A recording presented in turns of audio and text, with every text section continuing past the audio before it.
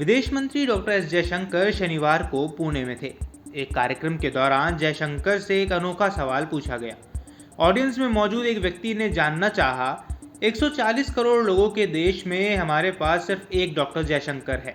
भविष्य में हमारे पास 5-10 जयशंकर कैसे हो सकते हैं? विदेश मंत्री यह सवाल सुनते सुनते ही मुस्कुराने लगे।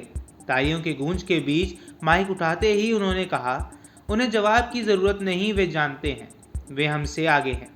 फिर उन्होंने अपने अनुभवों के आधार पर सवाल का विस्तार से जवाब दिया। जयशंकर ने कहा, मैं एक ऐसा व्यक्ति हूं जो पब्लिक लाइफ में रहा, कॉर्पोरेट लाइफ में रहा और लंबा वक्त डिप्लोमेटिक लाइफ में गुजारा है।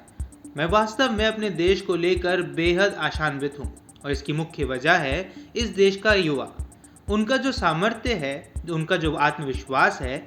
2-3 बार मैंने चंद्रयान का संदर्भ दिया। एक बार मैं तिरुवनंतपुरम गया था और मेरे पास थोड़ा समय था।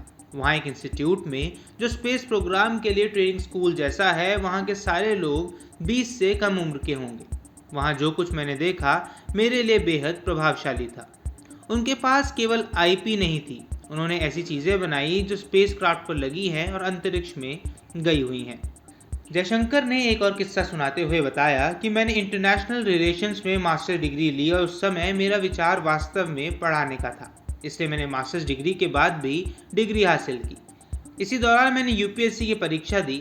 मैं आसानी से इंटरनेशनल रिलेशंस की एकेडमिक स्ट्रीम में आ सकता था, सिवाय इसके कि मेरे पिता जो सरकारी नौकरी में थे मुझसे बहुत चतुराई से पूछा कि क्या तुम वाकई पढ़ाई करना चाहते हो जो दूसरे लोग करते हैं, या तुम खुद कुछ करना चाहते हो? अगर तुम खुद कुछ करना चाहते हो तो तुम व्यवहारिक अंतर्राष्ट्रीय संबंधों को क्यों नहीं देखते? मैं हमेशा सोचता हूँ कि अगर हम इस बारे में बात ना करते तो जीवन कैसा होता। जयशंकर ने शनिवार को कहा कि 2014 में प्रधानमंत्री नरेंद्र मोदी के पदभार संभालने के बाद से पश्चिम एशियाई देशों के साथ भारत के संबंधों में उल्लेखनीय बदलाव आया है। विदेश मंत्री ने कूटनीतिक कोशिशों पर प्रकाश डाला जिससे उन देशों के साथ संबंध मजबूत हुए जो ऐतिहासिक रूप से भारत के साथ कम जुड़े हुए थे। उनमें एक उदाहरण संयुक्त अरब अमीरात का है, जहां 2015 में पीएम मोदी ने यात्रा की थी। वह दिवंगत इंदिरा गांधी के बाद किसी भारतीय प्रधानमंत्री का पहला दौरा था।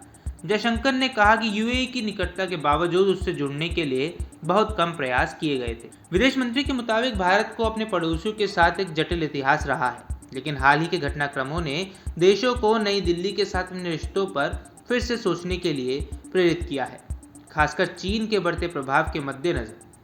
जयशंकर ने कहा कि देश अपने रिश्तों को बेहतर बनाने की कोशिश कर रहे हैं। हालांकि उन्होंने स्वीकार किया कि कई पड़ोसी देशों ने अपने फायदे के लिए चीन की ओर रुख किया है। इस पूरे मुद्दे पर आपकी क्या राय है, हमें कमेंट बॉक्स पर ज़रूर बताएं।